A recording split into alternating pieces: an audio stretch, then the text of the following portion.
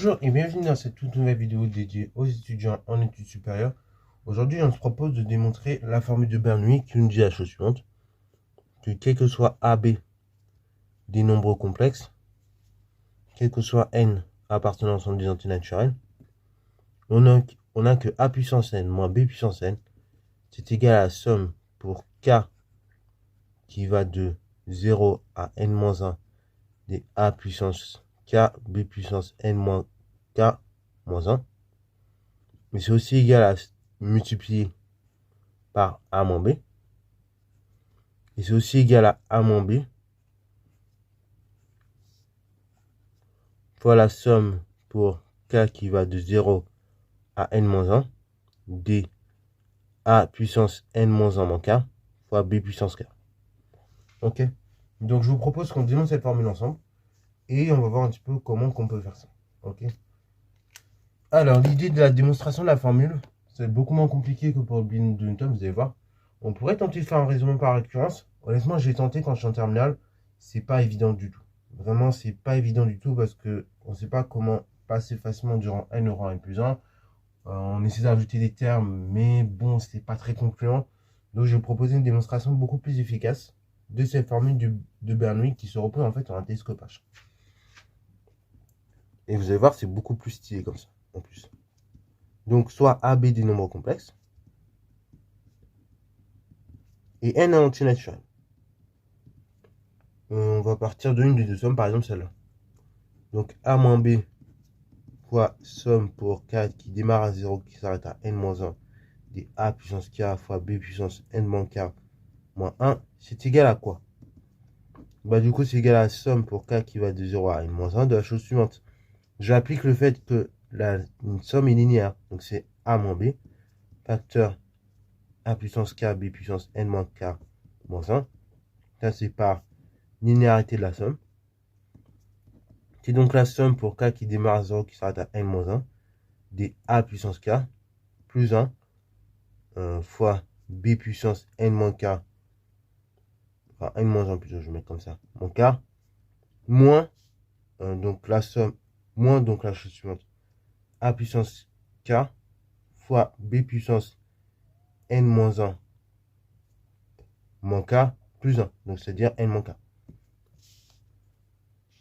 Ok, donc là on arrive à cette formule-là, et là il faut remarquer quelque chose de spectaculaire. En fait, il faut remarquer ici qu'on a un télescopage. Vous allez me dire, ouais, alors le télescopage, je ne le vois pas trop. Donc là, si vous ne voyez pas du tout le télescopage, je vais écrire la chose autrement. On va réarranger. On va dire c'est la somme pour k qui va de 0 à n-1 de A puissance k plus 1 fois B puissance donc n moins entre parenthèses k plus 1. Comme ceci. Et là, normalement, le télescopage, il se voit mieux. Fois A puissance k, B puissance n-k. Là, normalement, on voit beaucoup mieux le télescopage. Parce qu'en effet, dans cette somme, qu'est-ce que je remarque? Je remarque que j'ai le terme d'indice k plus 1 moins son précédent. Donc, qui est d'indice k. Et donc, comme j'ai une somme télescopique comme ça, je vais donc pouvoir dire que dans ce genre de somme, il va me rester quoi? Le dernier terme ajouté pour le plus grand, moins le premier terme ajouté pour le petit. Donc là, par télescopage, ça me donne A puissance n plus 1 moins tout simple, moins A puissance n plus 1 moins 1, multiplié par B puissance la chose suivante, n moins n, donc B puissance 0, moins, du coup, A puissance k pour le premier, pour n égale à 0, ça donne A puissance 0, fois B puissance n. Et ça, en fait, directement, ça me fait A puissance n moins B puissance n. Et donc, voilà la démonstration de la formule de Bernoulli. Donc, ceci étant égal à la somme, enfin, à A moins B, fois la somme pour k qui démarre à 0. Donc là, ici, c'est télescopage, j'ai oublié de vous le mettre. C'est la somme pour k qui démarre à 0, qui s'arrête à n-1, d 1 puissance k, b puissance n-1 moins k. Donc là, ça permet de démontrer. Donc là, on a démontré comme ça l'égalité Bernoulli. Cependant, comme pour le binôme de Newton, on a deux égalités entre deux sommes. Donc comment qu'on fait pour avoir cette égalité entre les deux sommes? En fait, c'est juste un changement d'indice que je vais présenter rapidement. Donc là, A moins B fois la somme pour k qui démarre à 0, qui s'arrête à n-1, des a puissance k, b puissance n-k, par n-1 d'ailleurs, moins k, est donc égal à quelle somme? C'est a moins b fois une autre somme. L'idée, c'est qu'on va faire un changement d'indice un peu intelligent. Et donc, on va appeler cette fois-ci J l'indice qui correspondrait donc à n-1 moins k. Donc là, ici, on fait un changement d'indice qui est J, qui est égal à n-1 moins k. Donc si j'ai k au départ, bah, je dis que c'est n-1 moins J.